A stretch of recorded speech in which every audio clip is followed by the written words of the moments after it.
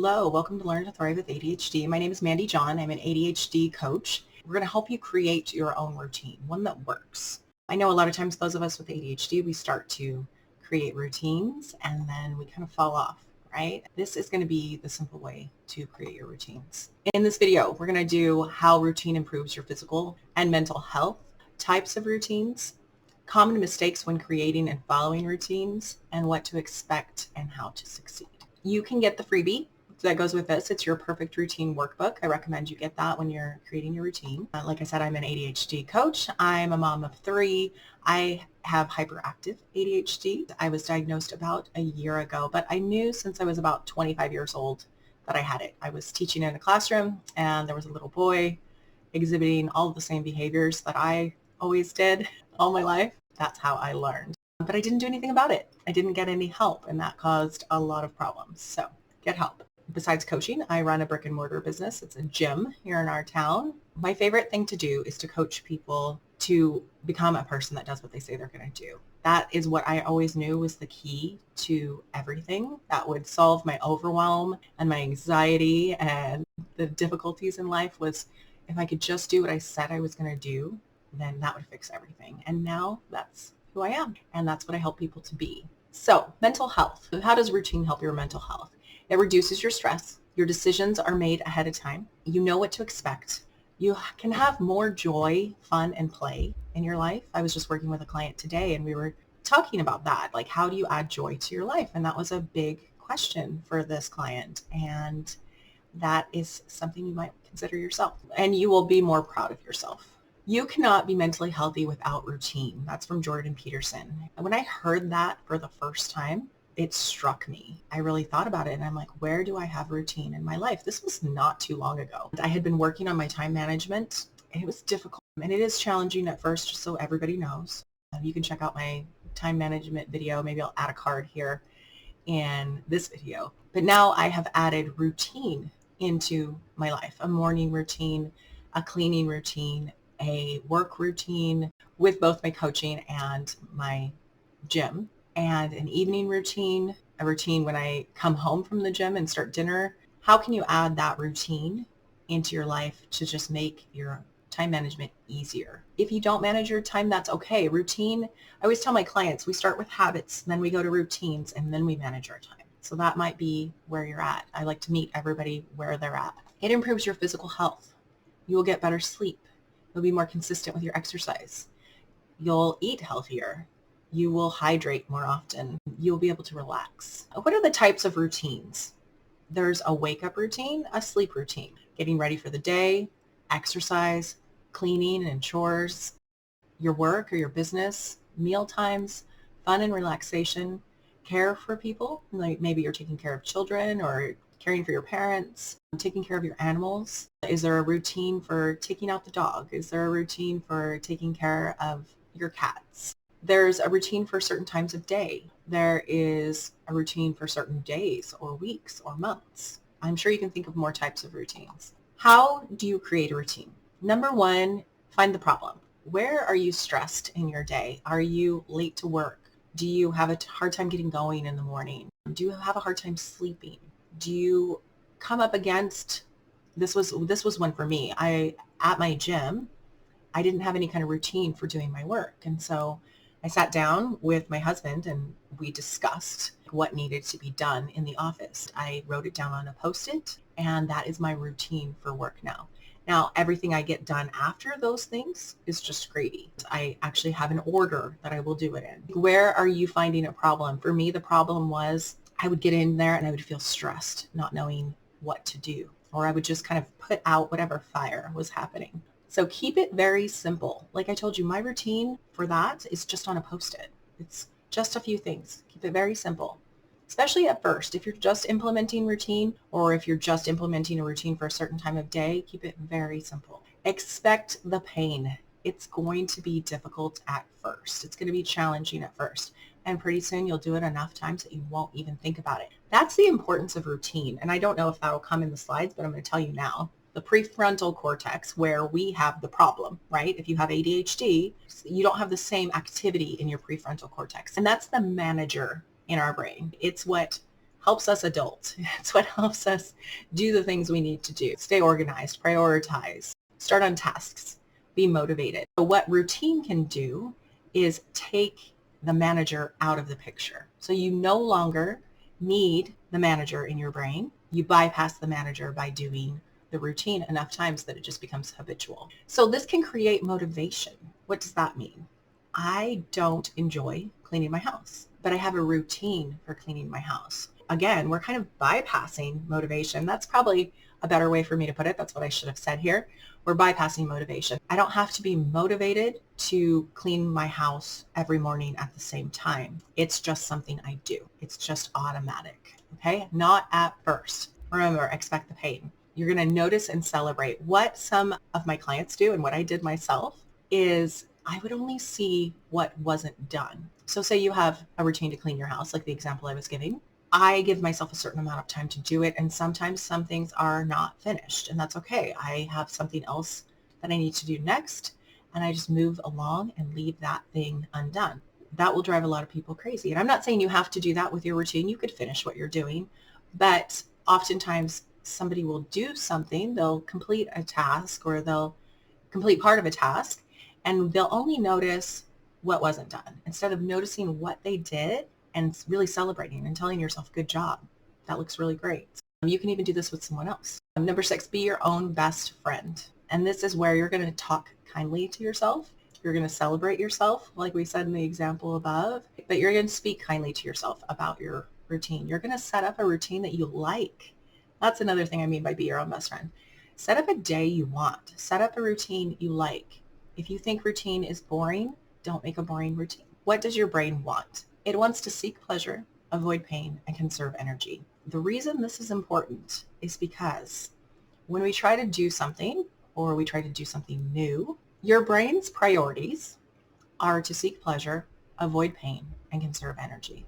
And why does this matter? The reason it matters is a lot of times my clients will talk about self-sabotage, and we all know what that is, right? It's when we want to do something, we want to eat healthier, but we don't. We want to exercise, but we don't. We want to do something new, but we don't do that thing. Why are your brain's priorities important? Because we will try to create this routine. We will try to do something different in our day, and our brain is going to fight us because it's different, and that expends energy. It might not be pleasurable at first, so that goes against what the brain wants. It's going to bring up discomfort, which is painful, and that goes against what the brain wants. And so we are literally fighting our brain's priorities when we try to do something new. Motivation. This is a big one for a lot of people. And this is something I put on Instagram. I just made it up. And I was talking to a client and this kind of came out and I thought, that's true. And so you can't wait for motivation. It often shows up late. It leaves without telling you, and it doesn't tell you when it's coming back. You have to just start. And I know that sounds simplistic to some people, but motivation will often come once you've already gotten started. I talk about a really interesting tool that I got from a book. I thought I made it up and I did not. I got it from a book. And I call it the 10-minute rule. I'm not sure if that's what it's called in the book, but I use this with my clients to create motivation. So let's say you need the motivation to exercise. The 10-minute rule is what amount of time, and I say 10 minutes because that's what most people can allow, what amount of time can you contribute to this thing you want to do that doesn't create dread inside you? For some people, it's 5 minutes. For some people, it's 10 minutes. It might be for you 2 minutes. So say we're using exercise for an example. How long can you exercise? That just seems easy. It seems like a no-brainer. It seems like no big deal. Let's say it's 10 minutes. So you're going to maybe use your treadmill at home. Maybe you're going to go to the gym. Whatever you're going to do, maybe you're going to go for a walk. Do it for 10 minutes and then see how you feel. And for a lot of people, they'll want to go longer. You don't have to. And I always tell everybody, like, don't push yourself. You don't want to make yourself miserable in this process. But for most people, they'll do that 10 minutes and they'll go, I think I can do 10 more. This is no big deal. Or maybe it creates that motivation for them. So again, notice and celebrate. We talked about that earlier, right? Notice what you did do, even if it's something small. For example, the 10 minutes of exercise. We're going to notice, hey, we did 10 minutes of exercise. That's fantastic. I might have done none. So 10 minutes is wonderful. we're going to celebrate that. And what does that look like? It literally looks like you did a great job telling yourself. What would you want to hear from other people? That's a really good thing to tell yourself. The room looks really great that you cleaned up. You did a great job on that article. You did a great job at your work. Like, really celebrate. It might be giving somebody a high five. It might be, Mel Robbins talks about, I can't remember what her book is called, but it's about giving yourself a high five in the mirror. And her books are really, really fun. She's also someone with ADHD. So if you didn't know that, she has another book, I believe it's a book called The 5-Second Rule. And that is 5, 4, 3, 2, 1. And then you get up and you do the thing that you're not wanting to do. And so that's a little hack for motivation too. So create useful feelings. I will try to add a card here to my self-coaching series. It's actually the most popular video on my channel because people are interested in how to coach themselves, and it's a really useful tool. And what you're looking at here is called the model. So we have this circumstance, and that's always completely neutral. It's everyone would agree, that's the truth. There's no emotion in it. There's no adjectives. I am a human. There's a circumstance. Thoughts. What is my thought about that? Okay, so I might have thoughts about me being a human. This is a terrible example, I'm sorry, but we'll roll with it. How do I feel when I think that? What actions do I take, or what actions do I not take? And then what result does that give me? Okay, so in this model, your thoughts are always tied to your results. For example, I can't do it, then you won't. I've talked about this in other videos. I'm not a person who can fill in the blank, then you won't be a person who can when you're thinking that. These are kind of negative examples, but to think of like some positive examples, because what we're looking to do here is create useful feelings. What is a thought that's going to create motivation for you? What is a thought that's going to create confidence? So you can put those thoughts in there, run your model, and create useful feelings that way. If you haven't seen the self-coaching, we have our automatic thoughts that happen, and then we can create intentional models by putting in thoughts that we believe. Make sure it's when you believe, not just, it's not what you should believe, but it's what you do believe.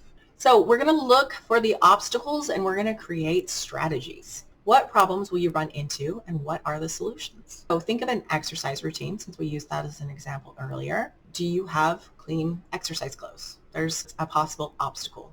Do you have shoes that you can wear? Do you have a way to get to the gym, or do you have exercise equipment at home, or do you have a way to exercise at home? So you're going to think of any obstacles that might get in the way. Could you be tired? Could other things interrupt your exercise time? What are you going to do about that? Think of whatever obstacles might come up. And then this be your own best friend. We talked about that earlier, right? When things don't go as planned, and they often won't, and that's okay, decide ahead of time how you'll speak to yourself about it. So if you've created this routine and it's not going the way you expected, how are you going to talk to yourself? Are you going to have your own back? Are you going to be kind to yourself?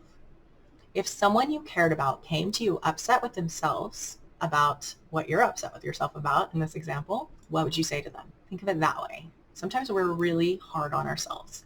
And I think it's human, but I know those of us with ADHD really struggle with this because we have a lot of challenges, right? And we can be really hard on ourselves when we don't follow through or when things don't go as planned. And so be kind to yourself. So take action. I like to have action items. You can grab the workbook. There's a link in the description to get that. It's free. Right now, I'm not even asking for your email or anything like that. Create a small routine that you can be proud of, all right? Just a small one. Start with that, and you can carry that over to every other area in your life. I started with one routine. Now I have several. You can subscribe to the channel. Videos come out every week, and it's all about ADHD coaching. You can book a free coaching call with me. It's a 30-minute call.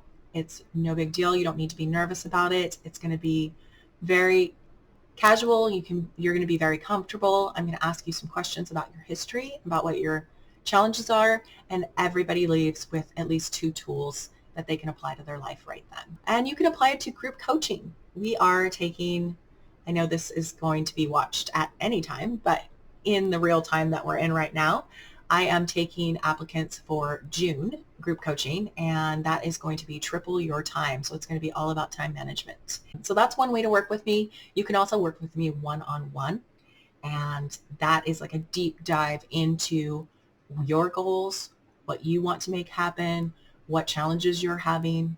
And that's the 2 ways that you can work with me right now. Okay.